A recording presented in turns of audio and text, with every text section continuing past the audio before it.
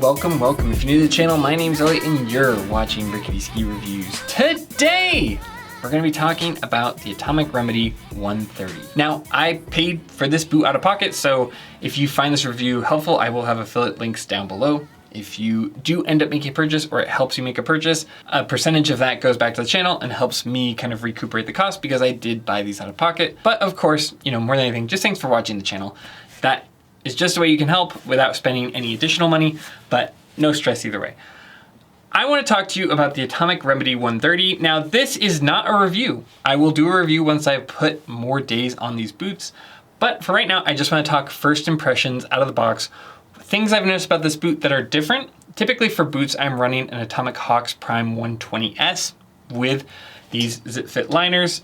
And because of some of the surveys that I had on Instagram, people really wanted to know about these boots, so I'm here to talk about them. But take that for what it's worth. This is just my first impression. This is not a review, and I want to make that very clear from the start. Now, first things first, my foot is kind of right in between widths, between the Atomic Hawx Prime and this boot. I had no shoes getting on. If it did not fit my foot for width, I would have sent them back, and I had zero shoes. Atomic is kind of marketing this as a pseudo retired race boot. I don't know how else you'd say it, but it's supposed to be more for like carving, performance-oriented skiers, which is interesting, right? Because I think most people who have ever ski raced, if you're retired from ski racing, you want to get as far away from race boots as you can. But it is interesting to see their attempt at more of a performance boot. A lot of the performance boots, I don't know, they end up being just like, they look like race boots, and this seems to be doing its own thing. It also seems like you don't always see a ton of width options for some of those race boots without having to like kind of do boot work on it. So I think this is a nice option. And it was right in my alley as somebody who likes carving and who is a former ski racer. Let me tell you about my first impressions, because there's a couple little things I've noticed right out of the box. First things, the spoilers are a little bit different. They're almost like a thinner gel material, which is kind of, I don't know, worth noting. I typically need the spoiler in the boot, especially for Atomic boots, to kind of get my shin to line up with these more aggressive arches that you see. In this case, I did not need the spoiler, so take that for what it's worth. As the name suggests, these are a 130 flex, but the flex numbers are not the most accurate, system of measurement. These have a 96 millimeter forefoot width and come with that grip block, though it's hard to see with this color. They also come with the removable power band here, which is nice because on my Hawx Prime 120s, whenever I go to put the booster strap on, I have to like drill them out with a little Dremel very slowly and then put in the proper booster strap. We'll get into that more. I've got lots of comments on that, but I will say it's nice at least having bolts so I don't have to worry about accidentally melting the plastic when I go to replace those. Like I said, these retail for $839.95, which is a lot for a ski boot. Out of the box, first thing you'll notice with these liners is they are lace-up liners, which is kind of an interesting touch. They also come with these removable power straps. These power straps are supposed to be like the professional level, they separate here versus the booster strap. What a great strap. You're getting the premium model, so you're getting the premium strap.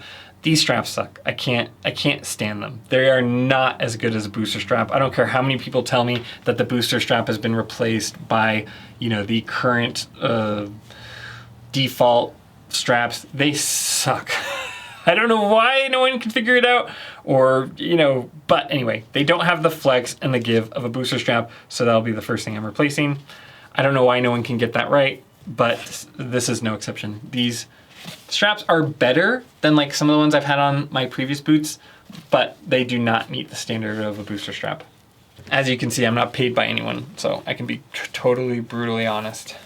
I guess I'd be brutally honest either way, but I bought these out of pocket. Okay, let's open them up. I like the black buckles. They feel more premium than the ones on my Hawx Prime. The mechanism just feels smoother. Whenever you undo your buckles, you always want to kind of flip them out so they don't grab on stuff. Okay, let's pop open these liners and take a look.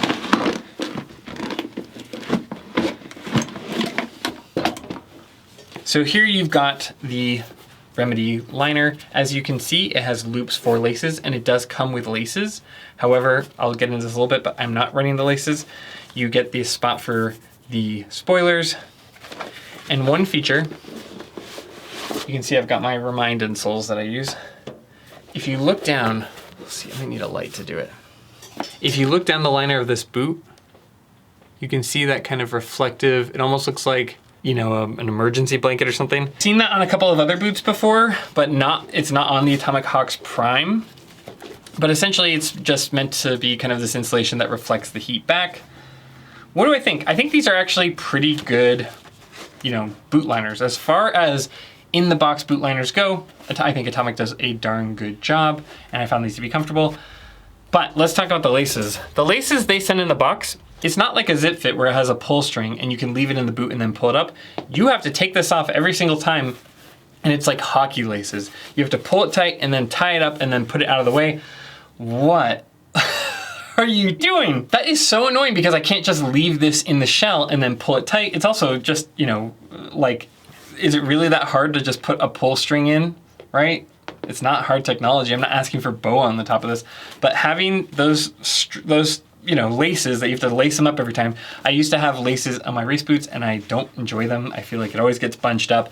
It's hard to get it perfectly even from foot to foot. And I don't like taking my liners out and then putting my boot in because I like getting ready in the parking lot. And just generally for like fit, I found that they were more comfortable for me personally without the laces. So these are going laceless. It's just like you're spending 840 bucks. You can't give me a little pull string. I gotta have like these cheap laces that, you know, most people are gonna throw away anyway. Ugh. Anyway, put the footbed back in. I found that these Remind insoles worked fine with it. Sometimes you have to be careful with insoles because they can lift your foot up too much and then you don't have enough space and it's not comfortable. I did not find that to be the case. Again, with Atomic, I always like these little pull strings because it's nice to be able to get your tongue in place and pull it up this way. You have that on the ZipFit, so it's nice to see it here. You also, on the toes, a new feature you're getting is you have this adjustable toe strap where it says high, mid, low. I found that just a little bit on the low side of mid worked for me, but your mileage may vary. Nice to see a little bit more customization out of the box. And that about wraps it up for the liner. Now the interesting part for me is that my ZipFit liners do not work in this boot specifically. Now that's not Atomic or ZipFit's fault. I'm going from a high volume boot to a medium to high volume shell. So it makes sense that that wouldn't work, but just take that for what it's worth. If you've got this ZipFit freestyle liner, it is not going to fit inside of the Remedy, or if you think it may fit, just double check. I wouldn't count on it. That might seem obvious to some people, but like one guy is gonna do the same thing and be like, oh no, my ZipFit liners. As far as flex and stiffness goes, this doesn't feel that much stiffer than a Hawx Prime 120. I know that the numbers aren't very standardized, but within Atomic, you'd expect some level of standardization. They're definitely a little bit stiffer, but I feel like the Atomic Hawx Prime 130 feels even stiffer than this. But again, you know, I'm wearing them indoors and I'm just breaking them in right now. So far though, the fit feels good. I have found that this buckle here, I've had to let out some of these buckles. Like they started off really wound up, but who knows if that's the boot company or just wherever they were stored.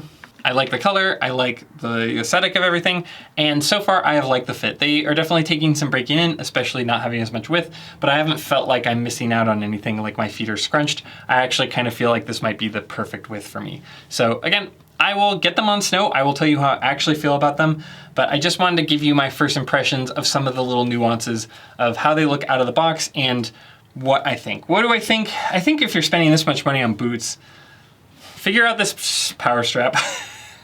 Or don't include it, I don't know. And the laces are disappointing, but that's very minor stuff, right? As far as like the fit and feel, it does feel premium. It does feel good on my feet. The break-in process has been pretty standard with my, you know, similar to my Atomic Hawx Prime. The buckles do feel more premium than the Atomic Hawx Prime. So I am happy with everything there.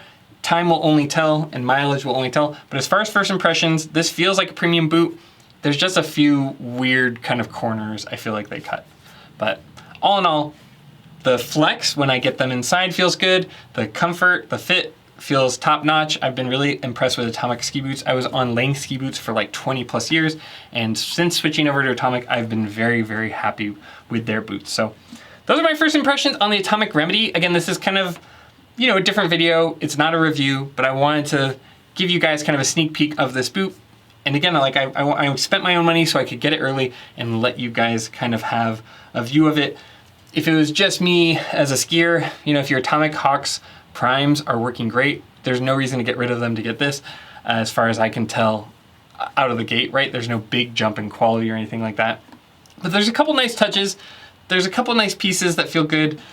And, you know, TBT on how I actually think this boot feels. But so far, there's nothing that's making me think, oh, this isn't as good as an Atomic Hawx. But, you know, like I said, if your boots are working fine, there's nothing here that makes me think you need to jump ship yesterday. So anyway, I hope you guys found that helpful. Thanks to everyone who voted on the content stuff. I promise that I will be giving you guys a more in-depth review once I put mileage on them. But ski boots and ski liners are just products that take a lot of mileage before I can give you a really honest, detailed review. As always, if you like this kind of content, please consider liking, subscribing. You can become a channel member. You can, you know, if you're shopping for gear, use our affiliate links. But as always, more than anything, just thanks for taking time out of your day to watch my video, and I'll see you in the next one.